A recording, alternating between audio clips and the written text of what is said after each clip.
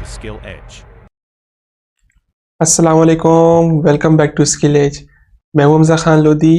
आज से हमारी सीरीज स्टार्ट हो चुकी है और ये हमारी पहली वीडियो होने जा रही है, तो चलिए स्टार्ट करते हैं। तो यहाँ पर अपनी कंप्यूटर स्क्रीन पे आ चुके हैं और ये हमारी पहली क्लास है CSS सीरीज़ की। तो इसके अंदर हम लोग पढ़ेंगे CSS इंट्रोडक्शन के CSS क्या होता है। तो मैंने यहाँ पर लिखा है what is CSS cascading style sheet. तो नाम से पता चल रहा है स्टाइल शीट है, इसका मतलब स्टाइल करती होगी।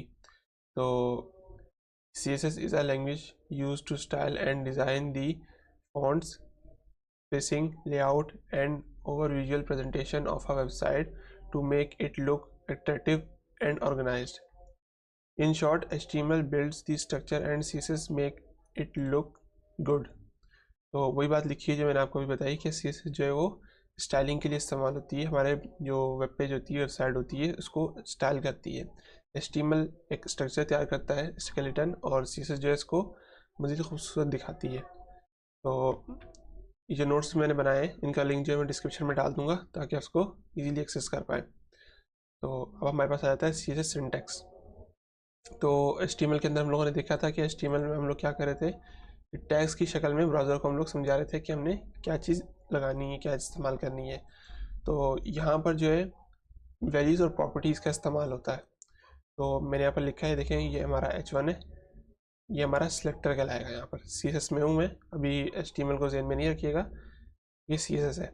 तो यहाँ पर H1 है हमारा और इसको हम लोग यहाँ पर CSS में बोलते हैं सिलेक्टर, सही। और उसके बाद हमारे पास आ जाता है ये कर्ली ब्रेसेस, ये ओपन और ये क्लोज का। तो इसको हम पूरे ब्लॉक को क्या बोलते हैं, डिक्लेरेशन ब्लॉक। इसके अंदर भी हमारे पास दो चीज़ें आ जाती हैं, पहली आ जाती है प्रॉपर्टी और दूसरी आ जाती है वैल्यू। तो प्रॉपर्टी का नाम लिखते हैं, जो प्री डिफाइंड प्रॉपर्टीज़ होती हैं हमारे पास। उसके बाद हम लोग कॉलन लगाते हैं, उसके बाद हमारी जिस प्रॉपर्टी की जो भी वैल्यूज़ होंगी, कोई भी हम लोग एक वैल्यू, दो वैल्यू, जो जिस तरह प्रॉपर्टी इस्तेमाल हो रही है उस तरह हम लोग लिखते हैं वैल्यू। उसके बाद सेमी कॉलन लगा के ये हमारी कर्ली ब्रेसेस बंद हो जाती है। अब इस डिक्लेरेशन ब्लॉक के अंदर हम लोग कई सारी प्रॉपर्टीज़ लिख सकते हैं। कैसे लिखते हैं कि जिस तरह ये लिखी है इसी की एक डुप्लीकेट इसके साथ आ जाएगी, या जब हम कोड इंटेंट करते हैं, फॉर्मेट करते हैं, तो उसके नीचे आ जाएगी। तो वो हम देखेंगे प्रैक्टिकल में किस तरह लिखी जाती है। तो इसके बाद आता है what are selectors. CSS selectors are patterns used to select and style specific HTML elements on a web page. There are three basic selectors. तो सेलेक्टर्स क्या करते हैं कि HTML एलिमेंट को सिलेक्ट करने के लिए इस्तेमाल होते हैं, सही। तो यहाँ पर वैसे तो CSS के अंदर बहुत सारे सिलेक्टर होते हैं, तो यहाँ पर हम अभी तीन बेसिक सिलेक्टर पढ़ेंगे, जिसके अंदर हमारे पास सबसे पहले आ जाता है ID सिलेक्टर, दूसरा आ जाता है क्लास सिलेक्टर, तीसरा आ जाता है एलिमेंट सिलेक्टर। तो टेंशन नहीं है, हम प्रैक्टिकल करेंगे तो बहुत अच्छे से समझ आएगा। तो यहाँ पर हमारे पास सबसे पहले आता है ID सिलेक्टर। तो ID सिलेक्टर की सबसे अच्छी निशानी क्या होती है कि उसके शुरू में हैश लगा हुआ होता है। ये देखें, ये हैश लगा हुआ है शुरू में। उसके बाद हम लोग अपने सिलेक्टर का नाम लिखे रहते हैं, जो भी हमने नाम लिखना है वो हम देखेंगे किस तरह नाम हम लोग लिखते हैं और क्यों नाम लिखना ज़रूरी है और ये नाम कहाँ से आते हैं। तो ये हमारे पास डिक्लेरेशन ब्लॉक आ गया और उसके अंदर हमारे पास ये हमारी प्रॉपर्टी आ गई और उसकी ये वैल्यू आ गई। तो ये हमारा ID सिलेक्टर है, ये इतना जो है हमारा ये ID सिलेक्टर है। ID सिलेक्टर की निशानी क्या है, इसके शुरू में हैश आता है, उसके बाद फिर उसका सिलेक्टर का नाम आता है। दूसरा हमारे पास आ जाता है क्लास सिलेक्टर, सेम बिल्कुल ID सिलेक्टर जैसा ही है। इसके शुरू में बस क्या होता है कि डॉट आता है, डॉट यानी कि क्लास, हैश यानी कि ID, डॉट का मतलब क्या है, क्लास है। उसके बाद वैसे ही हमारा डिक्लेरेशन ब्लॉक आएगा, उसके अंदर वैल्यू और प्रॉपर्टी आ जाएगी, या प्रॉपर्टी और वैल्यू आ जाएगी हमारी। उसके बाद आ जाता है एलिमेंट सेलेक्टर। अब एलिमेंट सेलेक्टर क्या होता है कि जो हम HTML के अंदर टैग्स यूज़ कर रहे होते हैं, P टैग हो गया, बॉडी टैग हो गया, HTML हो गया टैग, या हमारा H1 H2 H3 हो गया, बोल्ड टैग हो गया, इटैलिक टैग हो गया। तो जो भी हम लोग टैग इस्तेमाल कर रहे होते हैं उसको हम लोग यहाँ पर उसका नाम लिख रहे होते हैं। हम लोग ब्रैकेट्स नहीं लगा रहे थे, एंगल ब्रैकेट्स, हम लोग सिर्फ उसका डायरेक्ट नाम लिख रहे थे। अगर हमने H1 को सिलेक्ट करना है, H1 के ऊपर हमने कोई स्टाइल लगाना है, तो हम यहाँ पर H1 लिख के उसके अंदर हम लोग यहाँ पर स्टाइल जो भी लिखना है हमने वो लिख लेंगे। तो इस तरह हमारा CSS चलता है। इससे क्या होगा कि हमारी बॉडी टैग के अंदर जितने भी H1 होंगे वो यहाँ पर सिलेक्ट करके उसके ऊपर ये स्टाइल लग जाएगा। तो ये एलिमेंट सेलेक्टर हमारा कहलाता है। इसकी जगह आप P भी लिख सकते हैं और भी बहुत सारी चीज़ें लिख सकते हैं। तो उसके बाद हमारे पास आ जाता है टाइप्स ऑफ CSS। यहाँ पर टैब से क्या मुराद है, टैब से मुराद है हमारा यहाँ पर कि हम CSS को किस तरह अपने HTML के साथ इस्तेमाल कर सकते हैं, क्या क्या तरीके हो सकते हैं इस्तेमाल करने के। तो यहाँ पर 3 तरीके हैं, मैं पढ़ लेता हूँ। There are several types of CSS based on how they are applied. देखो, how they are applied to a web page, तो किस तरह हम इसको वेब पेज पे अप्लाई कर सकते हैं। तो 3 तरीके होते हैं बेसिकली हमारे पास। तो यहाँ पर पहला आ जाता है इनलाइन CSS, दूसरा आ जाता है इंटरनल CSS, तीसरा आ जाता है हमारे पास एक्सटर्नल CSS। तो यहाँ पर मैंने लिखा है inline CSS apply directly with in HTML element using the style attribute. तो इस बात का ध्यान रखना, यहाँ पर मैं स्टाइल एट्रीब्यूट की बात कर रहा हूँ, आगे इसी तरह का एक आएगा कि स्टाइल टैग होगा। तो अभी इस बात का ध्यान रखना, बहुत गौर से देखना इसको कि यहाँ पर स्टाइल एट्रीब्यूट लिखा हुआ है मैंने। तो यहाँ पर बिल्कुल ठीक समझे आप, यहाँ पर हमारे पास HTML हमारा बॉयलरप्लेट आ गई है HTML की, जिसके अंदर हमारे पास ये हेड है और ये हमारा बॉडी है। बॉडी के अंदर हमने एक पैराग्राफ लिया है। तो जिन्होंने हमारी HTML सीरीज़ नहीं देखी, मैं आई बटन में इसका लिंक दे दूंगा, तो आप वहाँ से जाके इसको देख सकते हैं। तो ये हमारा एक पैराग्राफ हो गया जिसके अंदर हमने ये स्टाइल एट्रीब्यूट लिया है, इसको बाद में देखते हैं। और यहाँ पर हमने एक पैराग्राफ लिया और ये पी टैग हमारा बंद हो गया। तो स्टाइल एट्रीब्यूट में हमने क्या किया है कि स्टाइल लिखा है, इज इक्वल लगाया और 2 कोट्स के अंदर हमने अपना स्टाइल लिखा है।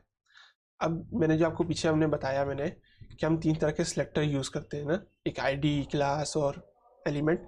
तो ये कब हम यूज़ करते हैं, ये किस लिए सिलेक्टर यूज़ होते हैं कि हमने इसको सिलेक्ट करना होता है। तो ज़ाहिर सी बात है जब हम किसी के ऊपर CSS लिख रहे हैं, हम स्टाइलिंग लिख रहे हैं, तो हमें बताना पड़ेगा ब्राउज़र को कि ये स्टाइलिंग किसके लिए है। HTML के लिए हम कार्ड्स बना रहे हैं, निव बार बना रहे हैं, फूटर बना रहे हैं, तो हमें बताना पड़ेगा कि किस चीज़ के लिए स्टाइलिंग लिखी जा रही है। तो जो हमारा इनलाइन CSS होता है उसके अंदर हम लोग डायरेक्ट एलिमेंट के ऊपर ही स्टाइल लिख रहे होते हैं। तो यहाँ पर हमारे पास सिलेक्टर की ज़रूरत नहीं होती, हम डायरेक्ट स्टाइल लिख रहे होते हैं। स्टाइल लिखने का तरीका क्या होता है, पहले प्रॉपर्टी, फिर उसकी वैल्यू, फिर सेमीकोलन, फिर प्रॉपर्टी, उसकी वैल्यू, फिर सेमीकोलन। इस तरह की हमारी जो स्टाइलिंग चलती जाती है। तो यहाँ पर हमारे पास सिलेक्टर की ज़रूरत नहीं होती। इसके बाद हमारे पास जो अगला तरीका आ रहा है वो आ रहा है इंटरनल CSS। 3 तरीके थे, ये दूसरा तरीका है हमारे पास। अब इंटरनल CSS में क्या होता है, defined with in the style tag. इस बात को ध्यान से देखना कि यहाँ पर स्टाइल टैग की बात हो रही है, ना कि एट्रीब्यूट की। पीछे एट्रीब्यूट था, देखिए ये स्टाइल एट्रीब्यूट है इनलाइन CSS में, और इंटरनल CSS में स्टाइल टैग है। सही, define with in the style tag in the head. जो हमारा हेड टैग होता है HTML बॉयलरप्लेट का, ये head tag, head section of an HTML document. तो ये हमारा हेड का ये पूरा सेक्शन है, इसके अंदर हमारे पास स्टाइल टैग लगता है। पीछे हमने स्टाइल एट्रीब्यूट लगाया था, किसी भी एलिमेंट में लगा सकते हैं, लेकिन यहाँ पर हमारे पास क्या होता है कि हेड के अंदर स्टाइल टैग लग जाता है। स्टाइल टैग के अंदर हम लोग, जिस तरह मैंने आपको बताया कि सिलेक्टर यूज़ कर सकते हैं, ID सिलेक्टर, क्लास सिलेक्टर या एलिमेंट सिलेक्टर। तो यहाँ पर मैंने एलिमेंट सिलेक्टर का यूज़ किया हुआ है, P को। तो ये हमने P लिखा है और ये P को हमने यहाँ पर सिलेक्ट किया है, और ये हमने डिक्लेरेशन ब्लॉक बनाया है और उसके अंदर हमने जो भी अपना स्टाइल लिखना था वो लिखा है, जिसके अंदर हमने कलर रेड लगाया है, फॉन्ट साइज 18 पिक्सल लगाया है। ये स्टाइलिंग किसकी क्या है तो ये हम पढ़ेंगे बाद में, बहुत सारी चीज़ें होती हैं। तो इसके बाद हमारे पास आ जाता है एक्सटर्नल CSS। अब नाम से समझ आ रहा होगा कि एक्सटर्नल बाहर से आ रहा है। तो defined in a separate CSS file which is linked to an HTML document using the link tag. ये देखें, लिंक टैग से हम लोग एक CSS फाइल बना रहे हैं। यहाँ पर हम क्या कर रहे हैं कि एक CSS फाइल बना रहे हैं सेपरेट अलग से, और उसको क्या कर रहे हैं, HTML जो डॉक्यूमेंट है हमारा उसके अंदर हम लोग लिंक कर रहे हैं। तो ये हमारा हेड टैग है। मैंने पूरी बॉयलरप्लेट नहीं लिखी HTML की, सिर्फ हेड टैग ही लिखा है मैंने यहाँ पर। तो हेड टैग के अंदर हमारे पास यहाँ पर 2 मेटा टैग आ गए। उसके बाद हमारे पास यहाँ पर आ रहा है लिंक टैग। अब लिंक में क्या है, ये लिंक टैग इस तरह कुछ दिख रहा है, इसके अंदर REL इज इक्वल, और यहाँ पर स्टाइल शीट हमने यहाँ पर लिखा है। और उसके बाद HREF के अंदर हमारे पास स्टाइल जो शीट है हमारा उसका पाथ आ जाएगा। यहाँ पर style.css मेरे फाइल का नाम रखा होता, तो यहाँ पर मैंने फाइल का नाम डाला है। आपके पास कोई और फाइल का नाम है तो आप डाल सकते हैं, css.css है, या कुछ और फाइल नाम आपने रखा है, या header.css है, या home.css है, about.css, जो भी आपने नाम लिखा है वो आप यहाँ पर डालेंगे। तो उसके बाद क्या होगा, जो आपकी CSS फाइल होगी उसके अंदर डायरेक्ट आपका इस तरह कोड लिखा जाएगा। वो किस तरह लिखा जाएगा, मैं तीनों तरीके आपको करके दिखाऊंगा। तो यहाँ पर हमारे पास ख़त्म हो जाता है हमारी जो प्रेजेंटेशन है। और ई प्रेजेंटेशन का लिंक मैं डिस्क्रिप्शन में डाल दूंगा। तो यहाँ पर मैंने एक फ़ोल्डर बनाया हुआ है CSS कोर्स के नाम से, जिस तरह हमने HTML के अंदर बनाया था इसी तरह मैंने यहाँ पर CSS का बनाया हुआ है। तो यहाँ पर मैं क्या करता हूँ कि इसको राइट क्लिक करके VS कोड में खोल लेता हूँ। ये हमने इसको VS कोड में खोल लिया है और यहाँ पर मैं क्या करता हूँ कि एक index.html बना लेते हैं। सही, ये index.html बन गई और यहाँ पर मैंने HTML की बेसिक बोइलरप्लेट लिख के Ctrl+B साइड पर बंद कर लिया हमने, skill ed स्किल एज। सही हो गया। तो ये हमारे पास टाइटल में स्किल एज आ गया। बॉडी के अंदर हम लोग H1 ले लेते हैं और यहाँ पर लिख देता हूँ स्किल एज। सही, मैंने Ctrl से सेव किया, कोड हमारा फॉर्मेट हो गया और इसको मैं कर लेता हूँ गो लाइव। तो ये हमारा गो लाइव हो गया, ये टाइटल में आ गया स्किल एज और यहाँ पर हमारे पास H1 हेडिंग आ गई हमारी स्किल एज की। सही है। तो पहला तरीका हमने क्या देखा था कि पहले तो हम लोग CSS को लगाना है, उसके बाद हम लोग सेलेक्टर्स का इस्तेमाल करेंगे। तो CSS लगाने का पहला तरीका हमने देखा था कि इनलाइन CSS। सही, तो हम यहाँ पर देखते हैं स्टाइल, ये स्टाइल आ गया। मैं यहाँ पर कुछ लिख लेता हूँ, स्किल एज लिख लिया मैंने यहाँ पर और स्टाइल मैंने, ये एट्रीब्यूट अभी खाली है बिल्कुल। यहाँ पर देख लेते हैं हमारे पास कुछ हुआ है, कुछ भी नहीं हुआ, बिल्कुल कुछ भी नहीं हुआ हमारे पास। तो मैं यहाँ पर लिख देता हूँ कलर रेड और Ctrl+S सेव किया मैंने यहाँ पर और यहाँ पर देखो कलर रेड हो गया इसका। सही है। तो CSS कुछ इस तरह वर्क करता है यहाँ पर। तो ये हमारा स्टाइल एट्रीब्यूट। अभी आपको ये बिल्कुल भी नहीं सोचना है कि हमने कलर रेड क्यों लिखा, क्या है, कौन सी प्रॉपर्टीज़ होती हैं, क्या वैल्यूज़ होती हैं, कुछ भी नहीं। मैं सिर्फ इतना बता रहा हूँ कि CSS को हमने यूज़ किस तरह करना है यहाँ पर, किस तरह हम लोग HTML डॉक्यूमेंट में CSS को जोड़ सकते हैं, ब्राउज़र में किस तरह उसको दिखा सकते हैं। तो यहाँ पर मैं एक और प्रॉपर्टी डाल लेता हूँ, फॉन्ट साइज मैं रख देता हूँ सही, तो मेरे ख्याल से बड़ा नहीं हुआ। तो यहाँ हम लोग कर लेते हैं 50 पिक्सल। ये देखें बड़ा हो गया। अब मैं इसको थोड़ा फॉन्ट रेट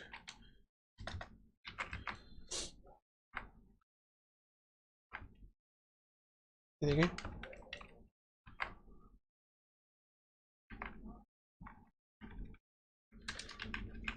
तो ये हमारे पास कुछ इस तरह आ गया है। थोड़ा बैकग्राउंड कलर भी डाल देते हैं, कलर और ब्लैक। सही, ये बैकग्राउंड कलर आ गया हमारे पास। आपको समझ आ रहा होगा कि हमारा HTML जो टैग होता है वो कितनी जगह लेता है हमारे डॉक्यूमेंट में। जो हमारा वेब पेज होता है बाय डिफ़ॉल्ट इतनी जगह ले रहा था, देखो फुल विड्थ ले रहा है। ये शुरू में स्पेसिंग क्या आ रही है और वो हम पढ़ेंगे। ये ऊपर भी देखो स्पेसिंग आ रही है। तो ये हम पढ़ेंगे क्या होता है, मार्जिन और पैडिंग्स होती हैं, तो उसको देखेंगे मार्जिन पैडिंग हम किस तरह कंट्रोल कर सकते हैं। तो देखो ये पूरी स्पेस ले रहा है हमारे वेब पेज की। तो ये मैंने कुछ स्टाइलिंग की है, आपको करके दिखाई है। एक तरीका तो ये हो गया स्टाइल करने का। दूसरा तरीका हम लोग देख लेते हैं इंटरनल CSS। स्टाइल में लगाता हूँ, यहाँ पर स्टाइल लगा लिया। अब मैंने यहाँ पर क्या यूज़ किया हुआ है, हमने यहाँ पर H1 टैग यूज़ किया है। तो मैं डायरेक्ट एलिमेंट सेलेक्टर यूज़ कर लेता हूँ ताकि आपको मुश्किल ना हो। हम अभी सिर्फ देख रहे हैं कि हमने CSS लगानी किस तरह है। तो मैं यहाँ पर H1 लिखता हूँ और कर्ली ब्रेसेस ये मैंने लगाया अपना डिक्लेरेशन ब्लॉक और इसके अंदर मैं लिख देता हूँ सेंटर। तो ये हमारा टेक्स्ट सेंटर में आ गया। मैंने क्या किया, इसको यहाँ पर स्टाइल लिखा टेक्स्ट अलाइन सेंटर। इसका मतलब क्या होता है कि टेक्स्ट सेंटर में आ जाता है। तो ये हमारा टेक्स्ट सेंटर में आ गया। अगर मैं इसको टेक्स्ट अलाइन राइट कर देता हूँ तो देखिए राइट आ जाएगा, ये राइट आ गया। तो ये हमारा CSS बिल्कुल ठीक तरीके से वर्क कर रहा है। अगर आपने कोई और प्रॉपर्टी डालनी है तो उसी के नीचे कलर रेड आ जाएगा। कलर रेड बाय डिफ़ॉल्ट लगा हुआ है। कलर ग्रीन डाल देता हूँ मैं, ग्रीन डाल दिया मैंने यहाँ पर। तो ये भी वर्क नहीं कर रहा है। क्यों वर्क नहीं कर रहा है मैं बताऊँगा क्या वजह है। क्योंकि यहाँ भी कलर यूज़ हो रहा है और यहाँ भी कलर लगा हुआ है। तो यहाँ पर जो है वो आप कह सकते हैं कि एक वैल्यू होती है कि किस चीज़ की ज़्यादा वैल्यू होगी। यहाँ पर अगर हम दोनों जगह सेम प्रॉपर्टी यूज़ कर रहे हैं तो किसकी वैल्यू ज़्यादा होगी। तो बेसिकली जो है हमारा इनलाइन CSS की जो वैल्यू होती है वो सबसे ज़्यादा होती है। अगर सेम प्रॉपर्टी लगी हुई है तीनों जगह, इनलाइन, इंटरनल या एक्सटर्नल, तो वो बाय डिफ़ॉल्ट अगर इनलाइन लगी हुई है तो इनलाइन को पढ़ेगा, और अगर इनलाइन नहीं लगी हुई, हमारी इंटरनल लगी हुई है और एक्सटर्नल लगी है, तो वो इंटरनल को पढ़ेगा। तो ये कुछ दर्जे होते हैं कि किसकी वैल्यू ज़्यादा है, किसकी वैल्यू कम है। तो इस तरह हमारी सीरीज चलती है। अगर मैं यहाँ से इसको हटा दूँ तो बिल्कुल ठीक वर्क करेगा। ये हमारा जो टेक्स्ट है वो राइट साइड पे आ चुका है। तो हमने दो तरीके देख लिए, इनलाइन सीरीज देख लिया और इंटरनल सीरीज देख लिया। अब हमने क्या करना है कि एक एक्सटर्नल सीरीज देखनी है कि एक्सटर्नल सीरीज हम लोग किस तरह यूज़ करते हैं। तो हम एक फाइल बनाते हैं स्टाइल सीरीज, आप कुछ भी रख सकते हैं नाम, लेकिन एक्सटेंशन आपने सीरीज लगाना है। जैसे हमने HTML के अंदर एक्सटेंशन जो हमारा HTML लगाया था, इसी तरह हमने सीरीज में जो एक्सटेंशन हमने CSS लगाना है। मैंने एंटर किया तो हमारी CSS की फाइल बन गई। तो सबसे पहले मैं इसको बंद कर देता हूँ, और हमने फाइल तो बना दी। अब मैं इसके अंदर कोड लिख लेता हूँ।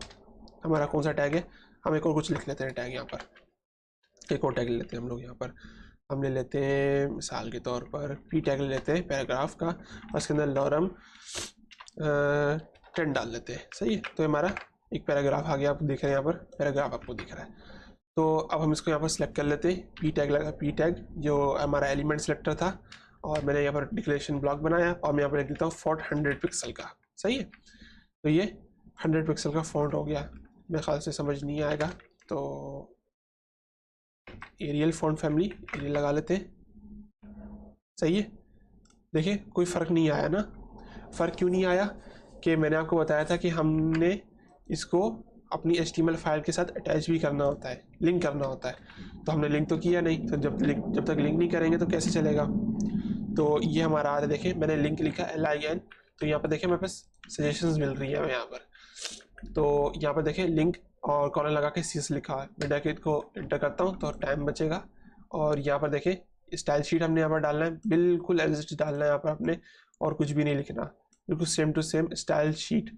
उसके बाद HREF में क्या करना है आपने कि जो भी आपकी स्टाइल शीट का नाम है वो आपने यहाँ पर नाम लिखना है डायरेक्ट। अगर आपने कुछ और नाम लिखा है तो आप कुछ और नाम लिखेंगे। मैंने style.css लिखा है तो मैंने style.css यहाँ पर नाम लिखा हुआ है।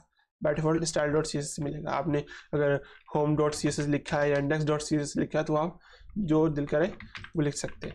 मैंने इसको सेव किया तो हमारी अटैच हो गई। तो इसका मतलब क्या होगा कि हमारा CSS वर्क करना चाहिए। मैं इसको वापस रिफ्रेश करता हूँ, ये देखें फ़ॉन्ट कितना बड़ा हो गया। तो फ़ॉन्ट बहुत बड़ा हो गया, छोटे करने की ज़रूरत है इसको, और मैं इसको 10 पिक्सल का कर लेता हूँ।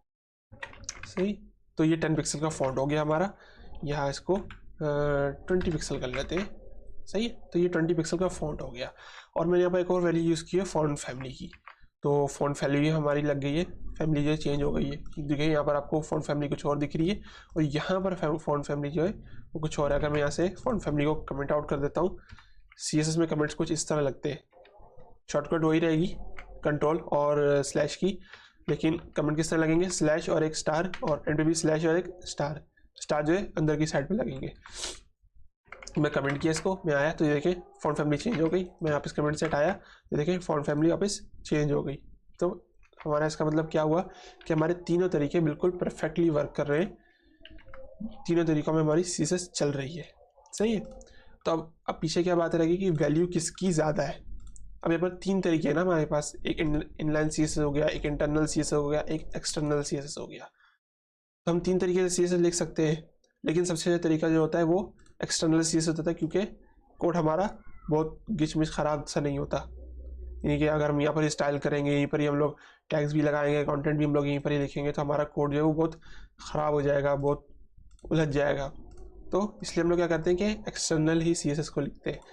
तो जैसे भी लिखना हो मैं आपको ये चीज़ बता देता हूँ कि किसकी वैल्यू ज़्यादा है। तो सबसे पहले मैं यहाँ से सारी जगह से CSS हटा लेता हूँ।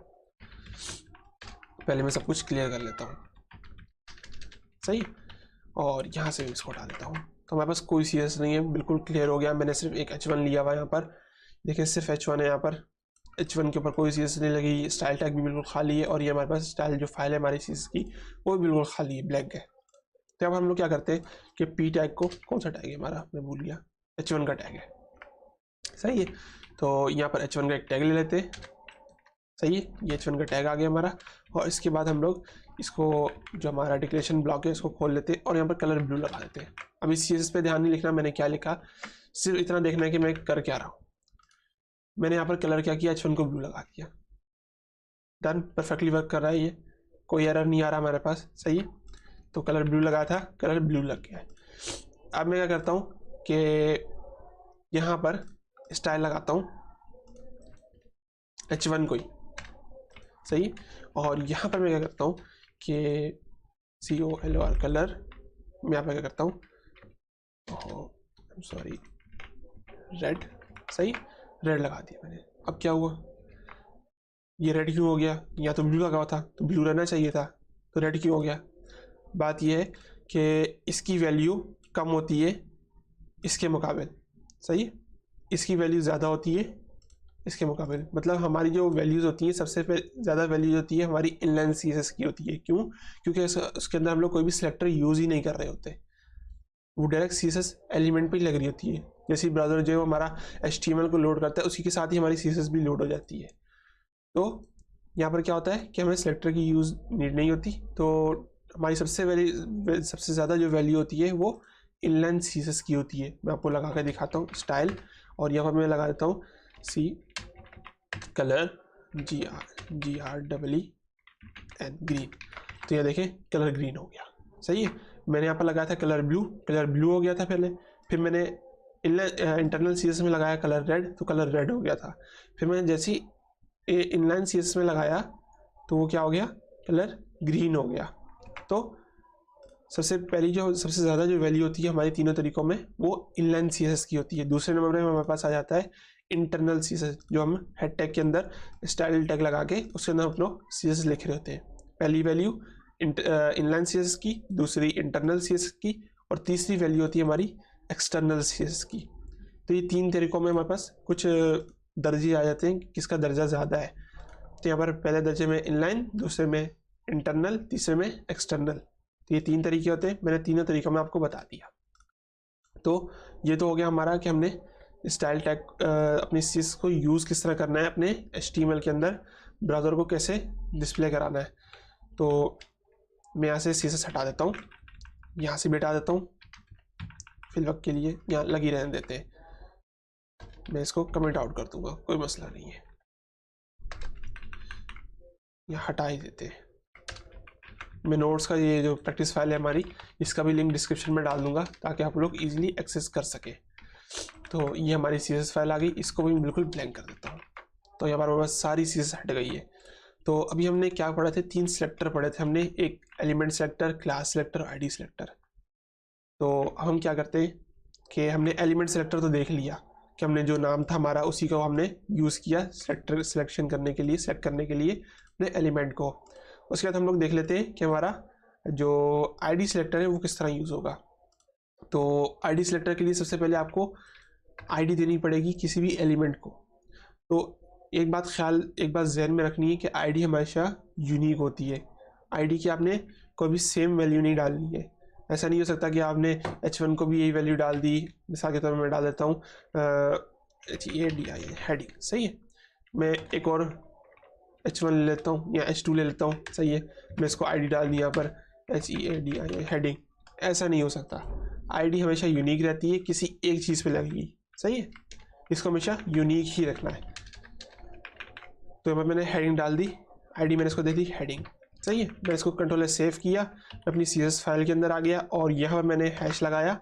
मैंने आपको बताया था कि ID की निशानी हमारी हैश होती है। उसके बाद मैं लिखता हूँ हेडिंग, सही है। डिक्लेरेशन ब्लॉक लगाया मैंने और यहाँ पर मैंने लिख दिया कलर रेड। मैंने कंट्रोल सेव कराया और ये देखें हमारा जो है कलर रेड हो गया। इसका मैं कलर ग्रीन करता हूँ, कंट्रोल सेव किया मैंने, यहाँ पर कलर ग्रीन हो गया हमारा।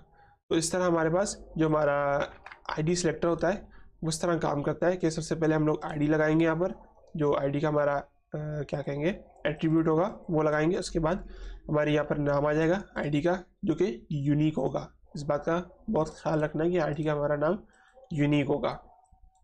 और उसके बाद यहाँ पर CSS में क्या होगा, सबसे पहले हम लोग हैश लगाएंगे। उसके बाद हमारा जो हमने यहाँ पर ID दी है नाम, वो हम लोग यहाँ पर नाम लिखेंगे। उसके बाद हमने जो भी स्टाइल लिखना है डिक्लेरेशन ब्लॉक में वो हम लिखेंगे, सही है। अब ID तो हो गई यूनिक। अब बाजू का ऐसा भी हो सकता है कि हमने एक कार्ड डिज़ाइन किया, एक कार्ड की हमने CSS लिखी, जो प्रोडक्ट पेजेस में हम लोग कार्ड बना रहे होते हैं, ई कॉमर्स वेबसाइट में हमने एक कार्ड को डिज़ाइन किया, अब मैं चाहता हूँ कि मेरे पास 10 कार्ड है, अब 10 के 10 कार्ड पे सेम स्टाइल लग जाए, तो उसके लिए हम लोग यूज़ करते हैं क्लासेस। जो हमारी क्लास सेलेक्टर होता है उसको हम लोग यूज़ करते हैं। तो मैं एक काम करता हूँ कि यहाँ पर मैं लिख लेता हूँ, बहुत सारे हम लोग पी टैग बना लेते हैं यहाँ पर, लॉरेल 10, सही। तो मैं इसको हटा लेता हूँ यहाँ से, इसको भी हटा लेता हूँ यहाँ से, सही है। मैं इसकी बहुत सारी कॉपीज़ बना लेता हूँ। क्लास मैंने आपको बताया था कि क्लास जब हम सी एस लिख रहे हैं क्लास के शुरू में डॉट आता है, तो यहाँ पर हम लोग क्लास लिखेंगे। सबसे पहले क्लास सेलेक्टर है तो क्लास एट्रीब्यूट, तो यहाँ पर मैं लिख लेता हूँ अरे पैराग्राफ, सही। तो ये मैंने एक्सटेंशन डाली हुई है, तो मैं कुछ देर के लिए इसको डिसेबल कर देता हूँ। आप भी डाल सकते हैं, क्योंकि जब मैं टेलमेंट यूज़ करता हूँ तो क्लासेस बहुत ज़्यादा हो जाती हैं, तो इस वजह से फोल्ड करनी पड़ती है मुझे। तो मैंने यहाँ पर डाला हुआ होगा, देख लेते हैं, ये देखें,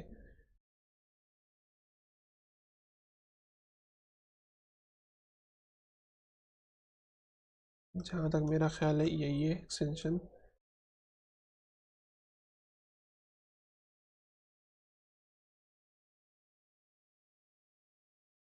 नहीं, ये वाली नहीं है।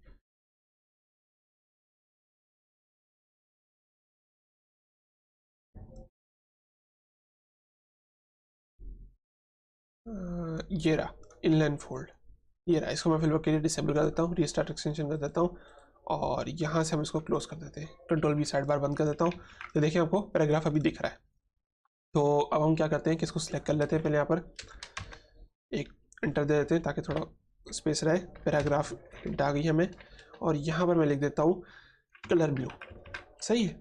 कलर ब्लू देते हैं, और टेक्स्ट अलाइन सेंटर डाल देते हैं, सही। तो और रीस्टार्ट एक्सटेंशन किया था हमारा, गोलाइम बंद हो गया, गोलाइम दोबारा कर लेते हैं। तो ये हमारा आ गया, टेक्स्ट ब्लू भी हो गया और टेक्स्ट हमारा सेंटर में भी आ गया।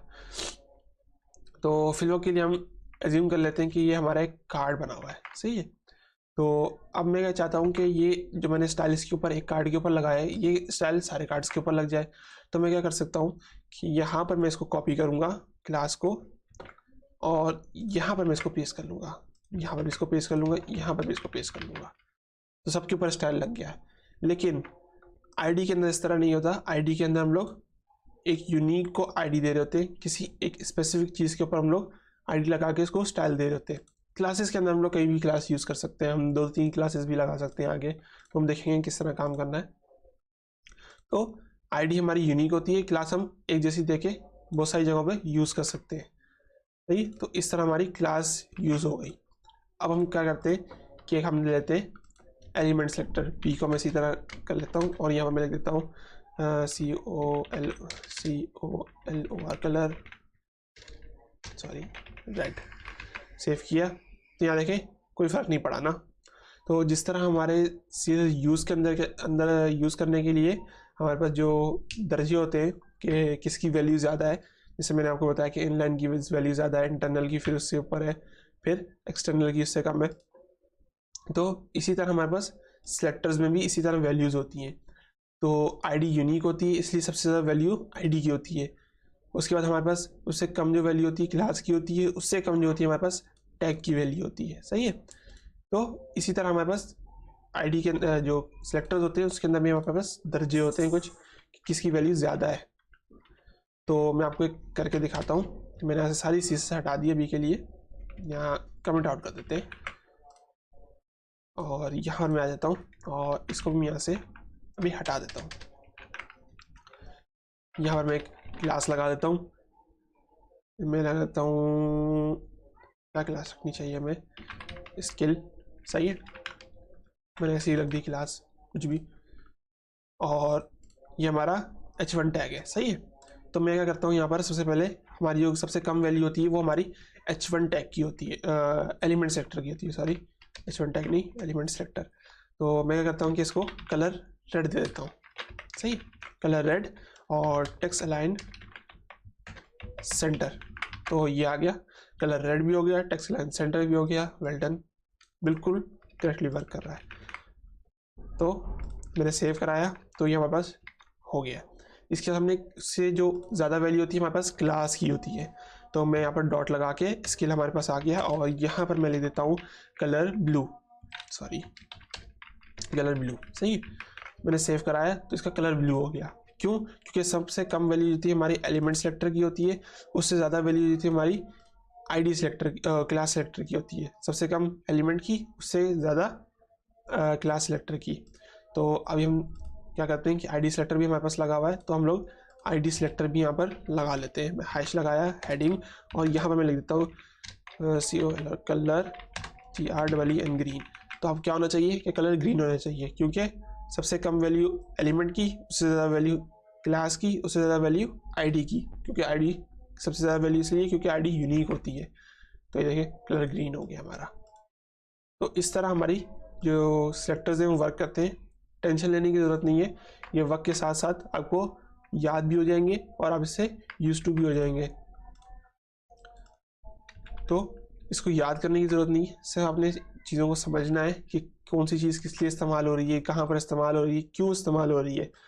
तो सिर्फ इन चीज़ों को आपने समझना है, याद करने की बिल्कुल भी कोशिश नहीं करिएगा, क्योंकि इसमें याद करने का कुछ भी नहीं होता है। क्योंकि जब मैं सीख रहा था मैंने भी ये गलती की थी, क्योंकि मैं इसको याद कर रहा था, तो बाद में मुझे पता चला कि याद नहीं करना होता है, सिर्फ इन चीज़ों को समझना होता है, जहन में रखना होता है कि हाँ इस काम के लिए कौन सी प्रॉपर्टी यूज़ हो रही है, कौन सा टैग यूज़ हो रहा है, वो चीज़ें आपने सिर्फ जहन में रखनी होती हैं। क्योंकि इंटरनेट पे सारी रिसोर्सेज आपको मिल जाएंगी। अगर मैं यहाँ पे लगता हूँ सेलेक्टर इन CSS, तो देखिए आपको यहाँ पे मिल जाएंगे सारे, ये CSS सेलेक्टर्स आ गए। यहाँ आपको देखो ये एलिमेंट सेलेक्टर आ गया, ये आईडी सेलेक्टर आ गया, ये क्लास सेलेक्टर आ गया, सही। तो आपको ये चीज़ें इंटरनेट पे मिल जाएंगी। तो चीज़ें ढूंढना आसान है, सिर्फ उनको जहन में रखना है कि हाँ इसके लिए अगर मैं इस तरह का काम करना चाहता हूँ कि इसके लिए प्रॉपर्टी है या नहीं है। तो सिर्फ इन चीज़ों को दिमाग में रखना होता है। बाकी आप वक्त के साथ साथ प्रैक्टिस करते रहेंगे, जितनी ज़्यादा प्रैक्टिस करेंगे उतना आपका कंट्रोल बढ़ता जाएगा। बस सारा खेल प्रैक्टिस का ही है। तो हमने भी क्या क्या देखा, हमने देखा कि हमने CSS किस तरह यूज़ करनी है। हमारे पास 3 तरीके थे CSS यूज़ करने के। मैं एक बार नोट्स दिखा देता हूँ आपको, यहाँ पर आ गया, और यहाँ पर मेरे पास 3 तरीके थे। पहले हमने CSS देखा कि CSS होता क्या है।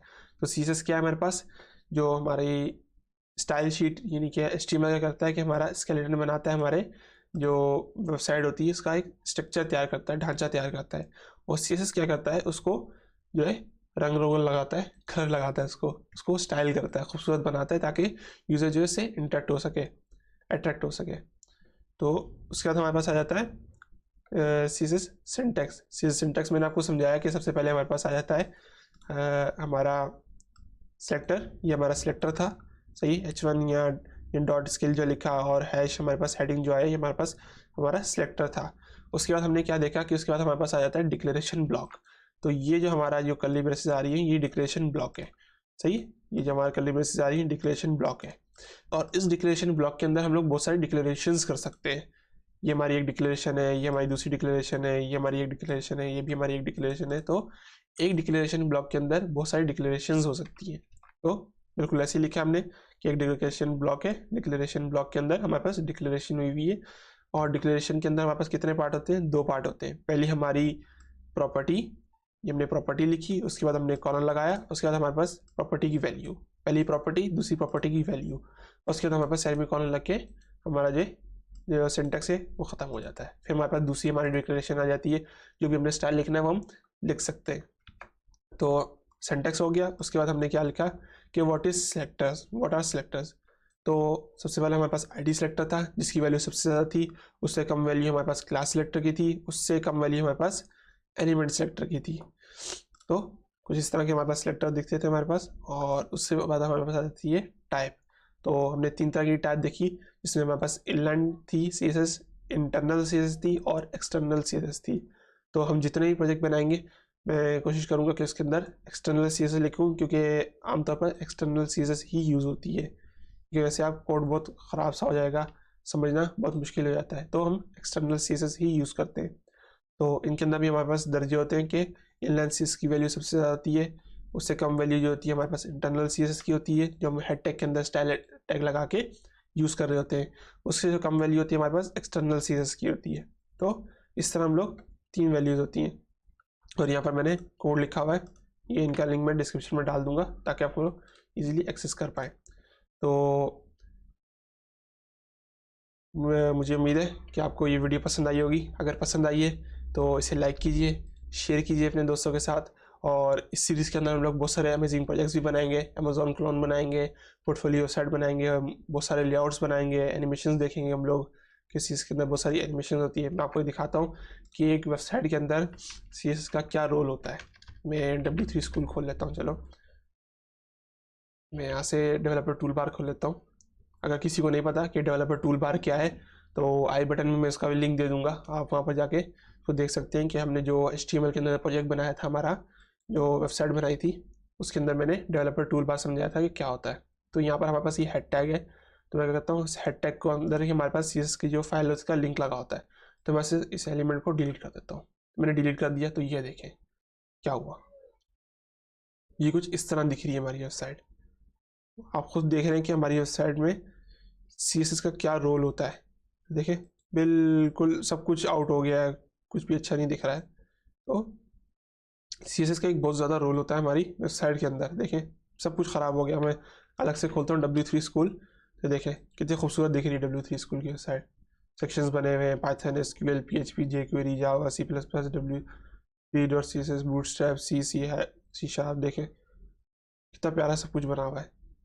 यहाँ पर वीडियो चल रही है, देखें ये वीडियो लगी हुई है, ये वीडियो लगी हुई है, तो कितना खूबसूरत है। और जैसे हमने यहाँ पर CSS हटाई तो देखिए वेबसाइट का क्या हाल हो गया। देखिए सब कुछ आउट हो गया। देखें लिंक्स का क्या हाल हुआ ओपन वेब बार का। तो CSS एक बहुत अहम रोल प्ले करती है हमारी वेबसाइट की स्टाइलिंग में। ऐसी बात है, स्टाइलिंग नहीं होगी तो कोई भी यूज़र वेबसाइट पे आएगा ही नहीं।